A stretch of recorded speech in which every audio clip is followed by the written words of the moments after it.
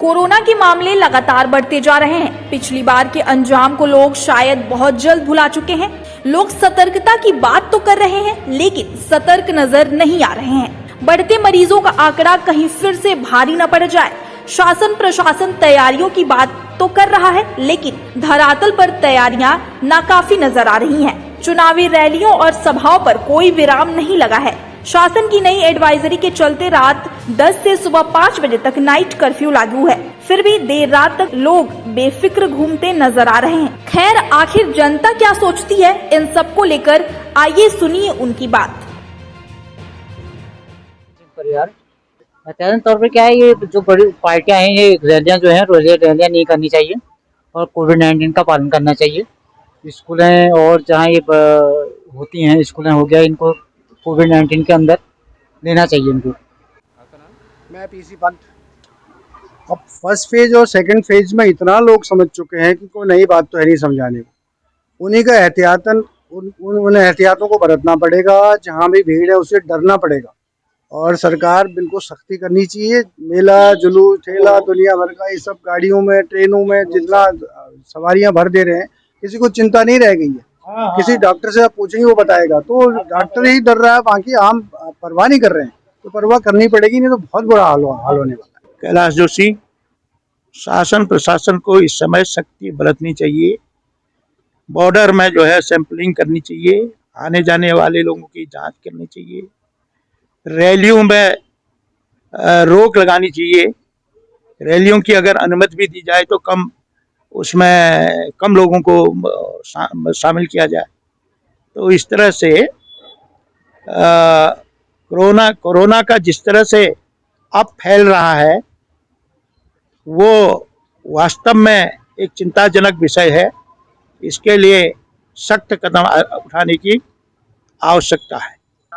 विनय पांडे जी, सबसे पहले तो मास्क की जो अनिवार्यता है उसको लगाइए और बिना मास्क के मत घूमिए। ये मत सोचिए कि हमने 2 डोजेस लगा लिए तो हम सुरक्षित है। क्या पता आपको जो है फिर से कोरोना पकड़ जाए। दूसरा पहलू यह है कि मैं देख रहा हूँ कि बहुत से लोगों के बुद्धि में ये बात बैठी है कि हमने 2 डोज लगा लिए, हम सुरक्षित हो गए। तो ये कोई एक बुद्धि में बैठाने वाली बात नहीं है। आपने 2 डोज लगाई, सबने लगाई, चाहे वो मीडिया वाले हो, चाहे वो एक आम आदमी हो, चाहे वो एक रिक्शे वाले से लेके एक गरीब से लेके एक अमीर तक का क्यों ना हो, सबने 2 डोजेस लगाई। लेकिन उसको लगाने के बाद भी जो कोरोना की जो सेफ्टियां हैं कि आप अपने हाथ जो है साबुन से धोइए और मास्क लगाइए, नियमित मास्क का उपयोग कीजिए। तो अगर हम इन सेफ्टियों को लेकर चलेंगे तो हम कोरोना से खुद ही सुरक्षित रहेंगे। और अगर हम इन्हीं सेफ्टियों को नजरअंदाज कर देंगे तो हम कोरोना हमें जो है खुद ही घेर लेगा।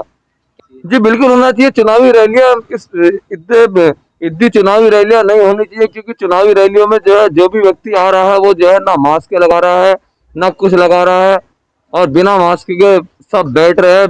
उससे जो है जो भेड़चाल हो रही है, उस भेड़चाल से कोरोना बढ़ने के 100% चांसेस है। 100% क्या, बल्कि मैं तो ये कहूंगा कि हल्द्वानी में फिर से जो है मई के महीने जैसा हाल हो जाएगा। तो इन चुनावी रैलियों पे बैन होना चाहिए। और जो है अब तो वैसे भी आचार संहिता लगने वाली है, लेकिन फिर भी ये चुनावी रैलियां नहीं होनी चाहिए। मेरा नाम आशीष मैग्रेगर है, मैं हल्द्वानी निवासी हूँ।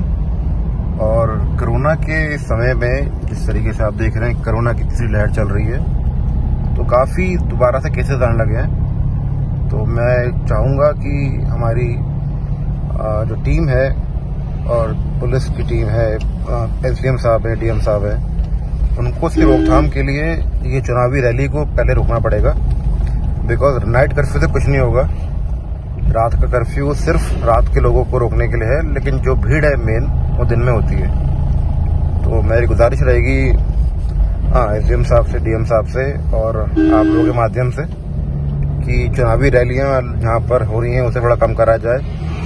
और एक पब्लिक व्यू की तरफ से मैं कहना चाहूँगा कि अभी तो इलेक्शन नहीं होने चाहिए, जिस तरीके से बहुत ज़्यादा हो रहा है। एक तरफ रैली हो रही है और दूसरी तरफ लोग चलान कट रहे हैं। और साथ साथ मतलब जहाँ पर ज़्यादा भीड़ रहती है उस एरिया को थोड़ा देखना पड़ेगा, पुलिस को अपने तरीके से कार्रवाई करनी पड़ेगी। तब जाके थोड़ा रोकथाम होगा, वरना जैसे लोग मरे हैं लास्ट ईयर वो इस साल भी बहुत बुरा हो सकता है। तो आप अपने घर में रहें और जो जरूरत पड़ने पे बाहर निकलें, मास्क पहने।